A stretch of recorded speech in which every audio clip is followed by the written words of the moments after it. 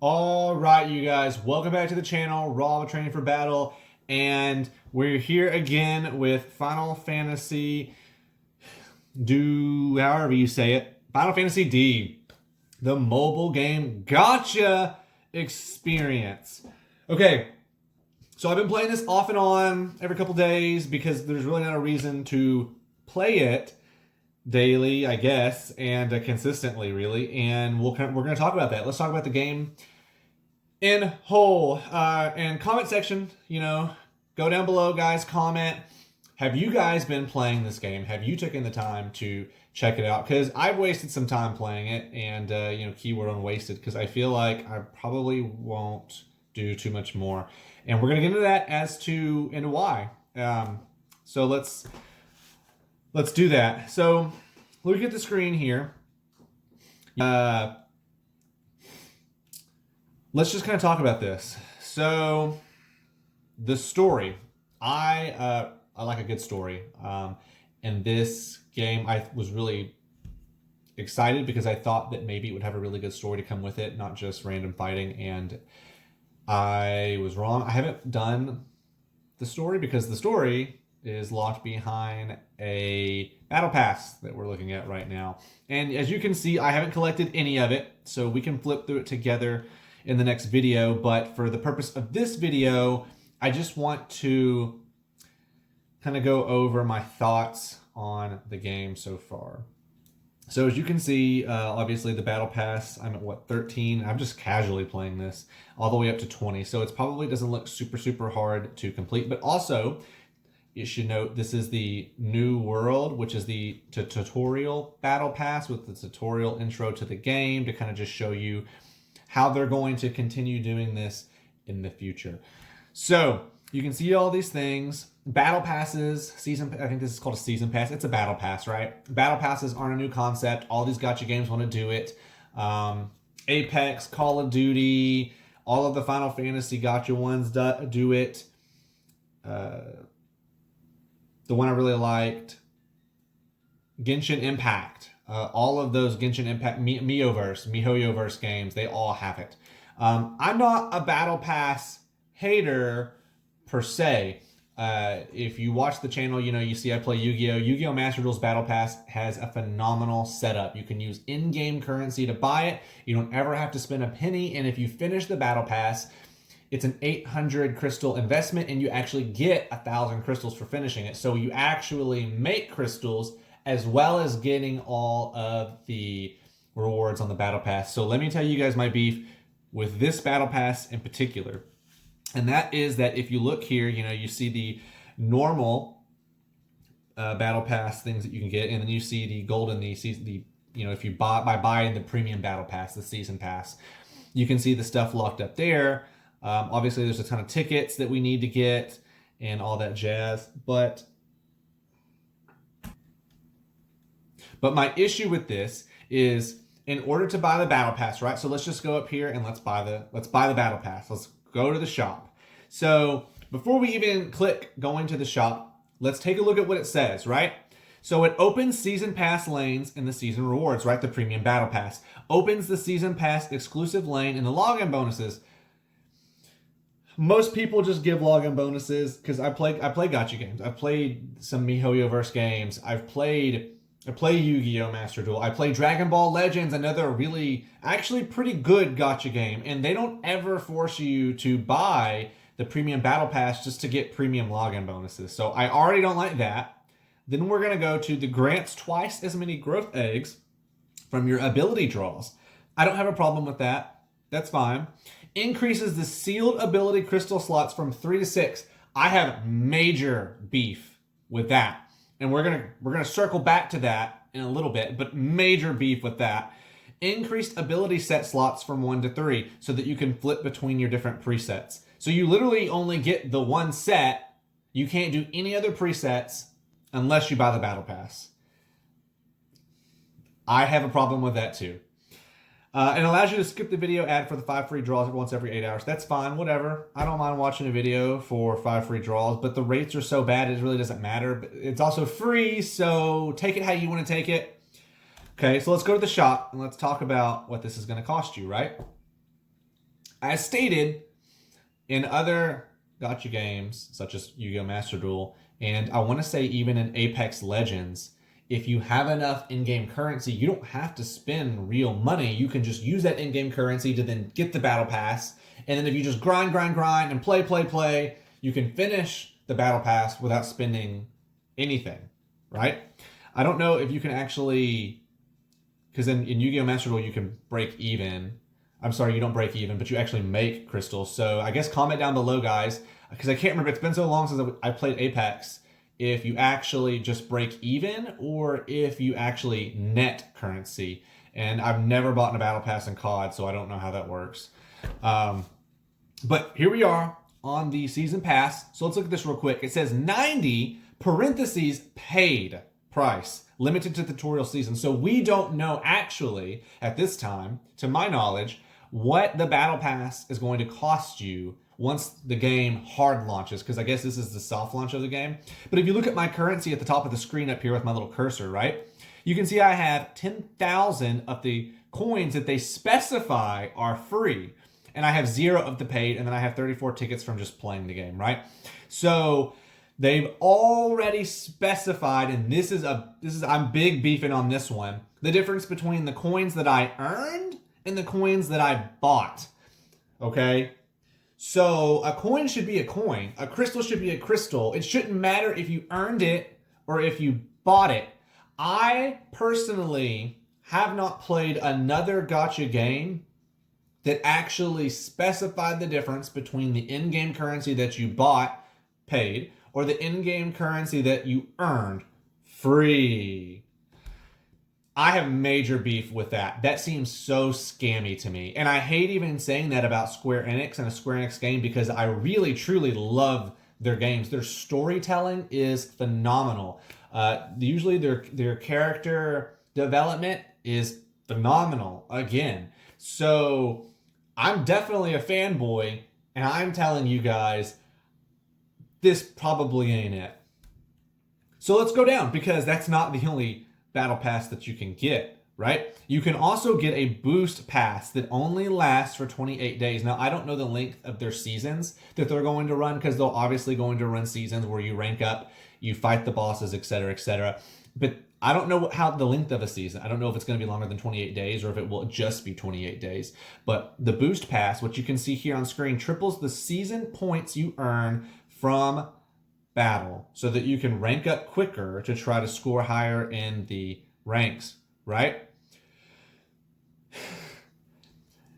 1,980 coins is what that costs. But if you look, parentheses, paid, you have to use paid currency to buy the fucking boost pass for the PvP. Okay? So what happens if you don't buy the boost pass? Then obviously you're going to be 3 times slower than anybody else who does it. Doesn't mean you have to. You don't have to. But if you're actually going to try to compete, you would have to. And it's going to cost you almost 2,000 of paid currency. Right? So my initial thought when I saw this was, okay, well, like, what does paid currency cost? Let's look. Let's go all the way over here, right? All the way to the mod play points. All right, so starter pack, okay? So this is you can, I guess, only do it one time. Yet one time only. You're gonna get 220 mod pay points for $1.50. The bonus stuff, let's not pay attention to that. Let's try to stay on track with the mod pay points, the coins, right? 220 coins for $1.50, one time only. Season bonus mega pack, okay? So it doesn't say how many times you can get this.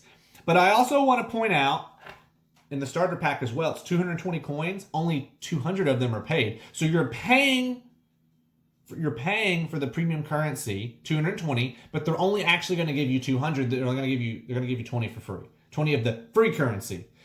You see here how they're getting you, right? And then you go into the season bonus mega pack. 990 coins, but only 900 will be paid.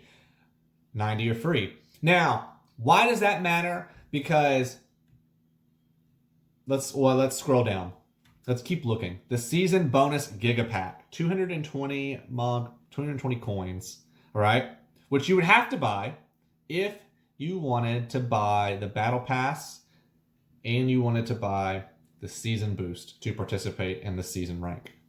It's $15. It's $14.50. So you're going to have to do this. But only 2,000 of them are paid, right? So if you bought this for $15 and you go back over here to the passes, right? It's 1980 and 90. So you couldn't even buy that and that be enough. So you're going to spend over $15 just to be able to buy the New World tutorial season, right? Not the actual runtime season, Battle Pass. So we don't know, because that says the price is limited to the tutorial season. So we don't know what they're going to charge for the full-on Battle Pass. And you couldn't buy the Boost Pass for that same $15.50, right? So, because they're not paid. They're not all paid MogPay points. And they have to be paid coins. They have to be paid coins in order to purchase anything. So here you go into, what is that? 10,000 coins, and only 9,000 are free. I'm sorry, paid. 1,000 are free. Like, yeah, you're going to get some bonus stuff, okay? But don't pay attention to that. Just look at the coins, because you have to have the coins to buy the Battle Pass, because you can't use in-game currency, which is the free coins, to buy the Battle Pass. This is a ripoff, guys. This is not free-to-play friendly. I know I was super excited in my intro video. You know, they had me on the hook with Cloud and Sephiroth. They knew what they were doing, okay? And then they gave me Cloud and like, oh, don't worry, you can get the other characters later if you complete the season pass. And, you know, they even let me redo the free draw that they make you do for the tutorial. They let you redo it as many times as you want until you get the skill that you want. I should have just redone it until I got Omni Slash. Hindsight's 2020, okay? Omni Slash is vastly superior to Cross Slash as somebody who's been playing PvP. So, which is the only thing that you can play in this game, but we'll get to that in a minute. So, yeah, I mean, you can play this game. This game's not unplayable, okay, guys? But, and it does look like you can buy all of these things separately by themselves for more money. But, so maybe you can only buy this other stuff once. All of this stuff is maybe like one-time purchases, and then you can go down here and just buy the coins by themselves, right? But it's going to cost you more than $14.50. You're going to have to buy that, and then you're going to have to buy another 200 at least, because we don't know what the season pass is going to cost in the future. So it's going to cost you over $15 no matter how you look at it. Maybe even up to 20 if you have to have more for the battle pass, right? So you could be spending up to $20 to $21 just to participate in the season. And for what? Because any currency that you get from the battle pass, like you can, obviously the tickets you can summon with, but any coins you get are useless when trying to purchase those types of things. Now, if we go over here to draws, right? So character draws can only be with character tickets, all right, which is a separate banner than ability draws. Something I liked about Dragon Ball Legends as a gacha game was you only ever pulled from one type. Now, there were multiple banners, but it's all the same type of a banner. They're all character banners. You only have to pull for characters. You would do events to get the equipment, right? But you would pull for the characters. Genshin Impact, I played for a while, and then I just couldn't fathom the concept of having to grind hard enough to be able to pull for a weapon on a weapon banner, and then pull for a character on a character banner, but then they still put the really shitty weapons on the character banners. So it's not like you just pulled 10 characters and got 10 different characters. You would get like 9 shitty weapons and then one character. Very frustrated with that, which is why I decided to cease and desist with that. But if you look here back on the screen, you go to your ability draws, right? That's where you can use these blue tickets that I've been accumulating for playing on summoning on stuff, right? And you'll get something like a character draw if you pull so many times. Over here, the same thing.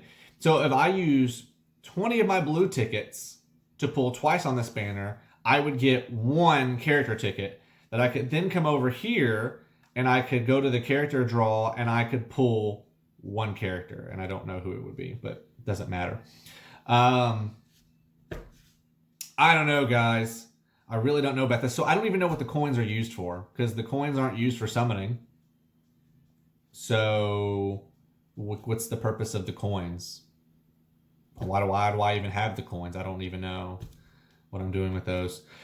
Let's go to the abilities section and talk about that briefly. You get abilities, and like we'll just look at this one for example. Cross slash. The artwork is fire, you guys. But obviously you can see not enough ability to raise up the level cap. So I only own one. I have to pull another one, which is a UR, 5% rate or less, depending on what banner you're pulling from. And it's like 5% to pull a UR. It's like 0.013 or something like that for it to be the UR that you actually want. So my chances of pulling another cross slash are quite low. It's going to take quite a lot of pulling just to try to be able to do that. The problem with that being you have to obviously have multiple to level it up, right? And they cap you in PvP. We can go to that in just a second. But based off of what rank you're in, for what level equipment, I guess you'll probably get power scaled. I don't think they're going to stop you from using it. But, what are the odds of pulling? Because I think the max level on these things is pretty high. Pretty high. It doesn't say... It just says I can detail and enhance it. It does not say the max level. But I remember I watched a video on somebody talking about the leveling system for this, and it was like 100 or 150, something crazy like that. Do you realize how much pulling you would have to do to get to that? So, and you can go right here, you can see that I pulled multiple Bravers, right? Which is why my max level is level 20. That costs these green egg gems right here. That's how I level it up. So still don't really see the purpose of the coins yet. But nevertheless, these are the abilities. You pull abilities on ability draws. You have the basic abilities right here that can go on splashed on anybody. And then you have specific abilities for specific characters. Cloud's finishing touch, I am noticing in PvP, is very, very handy. But I don't have it. So anyways, that's how the character goes. You pick your character that you like, you click the abilities on them, you get a support tab that you don't ever actually have to use. All you do here is toss on abilities to increase your total combat power and your total attack, defense, and HP. So that's the purpose of that. And then you can get presets right here, but they only give you access to one preset. As you can see right here, when you click it, you have to buy the battle pass to access presets on characters. It's a built-in function. It's like when BMW announced it was gonna put heated freaking seats behind a monthly subscription. I don't understand how they thought this was a good idea. All right. So let's see here. What's the next thing we're going to talk about here? Characters. They have a pretty good selection of characters for a brand new game that just released. I like all of these characters. I haven't played with all of them, but they're all seem pretty cool. I've played against them in PvP, and it seems like, I think it's Terra seems to be very difficult to play against. And then this girl right here, Krill from Final Fantasy V. Oh, that's really cool. I haven't actually clicked on this. So this is a new one. Oh, so they show the outfits. That's really cool. They show you the background of the character. Okay, so this is so cool, you guys. They put so much effort into this, and they still fumbled so hard with the paywalls. They should have made this game. This game should have a free to access or in-game currency based battle pass. Okay? No season boost pass. No gacha at all. No pulling at all. And this game should cost money. $10. $9.99 plus tax on the Play Store. Okay? I would happily give them $10 to play this game if it had more features and it had no scummy gotcha BS, right? I'm so tired of them making these really good games and then making them free to play with all of these gotcha aspects. So let's go into battle. This is the only thing you can do in this game is battle. It's PvP. There's no solo play at all. And for a game company that primarily develops single play RPG story heavy games, this game's story is dog water. And all you can do is raid. And I say raid because it's PvE, but it's also PvP. So it's like PvEVP? Doesn't make sense to me. But it's kind of fun. It is fun. The problem that it lacks is there's no way to communicate between your party members. So if you queue up and you do a random battle, there's no way to talk to the other people that you're playing with. So you can't tell them. There's no ping system. And there's no like auto click this button right here to say I'm attacking the crystal or I'm attacking the boss or use your boost mode. So you can't communicate. So you're gonna have to come in with a pre-made party, right? So you and two other friends would have to go in together and say, okay, guys, and get on a phone call, like a 3-way phone call or a Discord, and be like, all right, now everybody, let's go clear the other team. Because it actually does reward you to beat the opponents, right? If you go to the other team and you knock their team out, then they can't acquire bravery, they can't damage the boss, and they can't slow you down from damaging the boss. So ideally, you would get your first 1 to 2 crystals, and then you would attack the other team. That would put you at max bravery. The boss will spawn in, and then you and your 2 teammates can instantly surge up because you're max bravery, and then you can combo on the boss. And if 1 or more people are comboing on the boss at the same time, you get bonus damage set on the boss. So ideally, you would at least want 1 to 2 members of your party doing damage on the boss at the same time. But there's no way to communicate that unless you do a pre-made party. So casual battles. Again, it's still PvEVP. It's not actually single player. Challenges. Take on solo challenges to bolster your character. But it's not like a solo mode, and there's only so much you can do in this. I mean, this is just, it's a PvP game, you know, kind of ish. PvEVP. So, and then I don't know what the custom battles are, but it looks like you're still doing a PvEVP when you look at them. So, we're going to wrap this up by talking about this down here.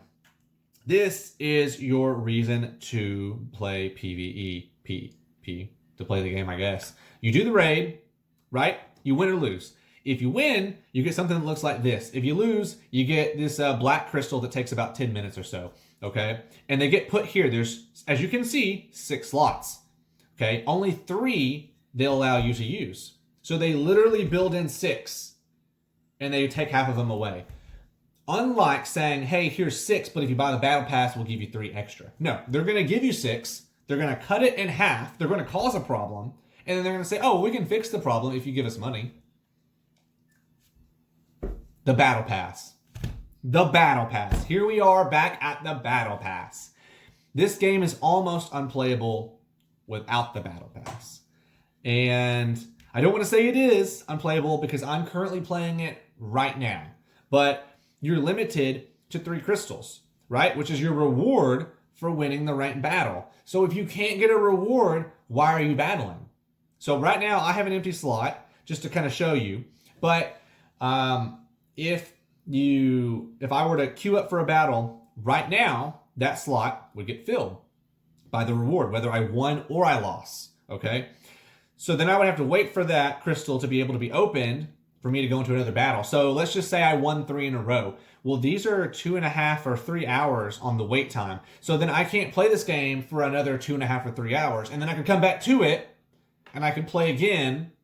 And then I guess I could go leave and come back, leave and come back. I guess that's what they wanted you to do, or they just really wanted you to buy the battle pass. Because either way, even if you bought the battle pass, you're still only set up for 6. So if I bought the battle pass and I had 2 people playing with me, right? So we were competing together as a team with proper communication. I could say, hey, let's take out the other team. Hey, let's take out the crystals, etc., etc., etc. Let's attack the boss. We would have 6 wins, probably in a row. And the games go pretty quick. I would say between 5 to 8 minutes. So with that being said,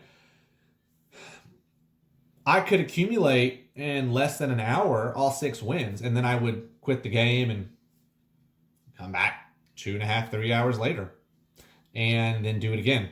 But what if your teammates can't queue back up with you then? I mean, what if that's not an option? So why would I continuously play if I couldn't get the rewards? So yeah, this seems like that one really wasn't quite thought out.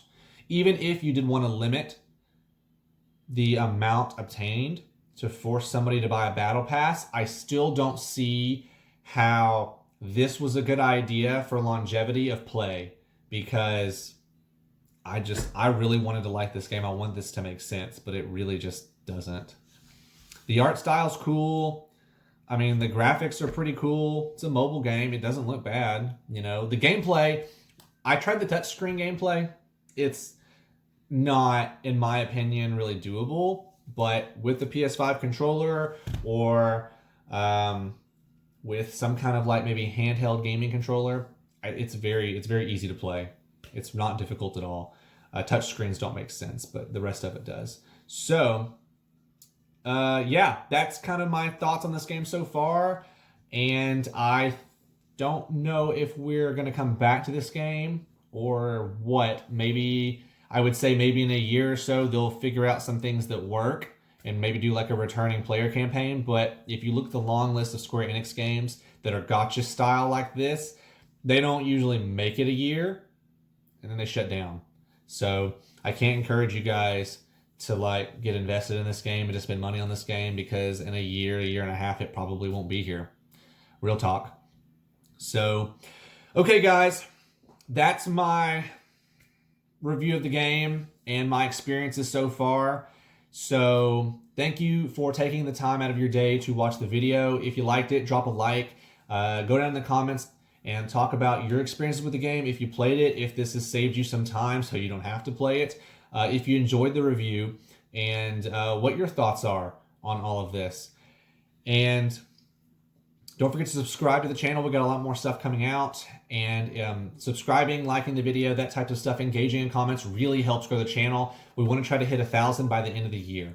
So those are our channel goals, and you know, it's up to you guys and I guess me to just try to get there. So thank you guys so much for watching, and we'll see you guys in the next one.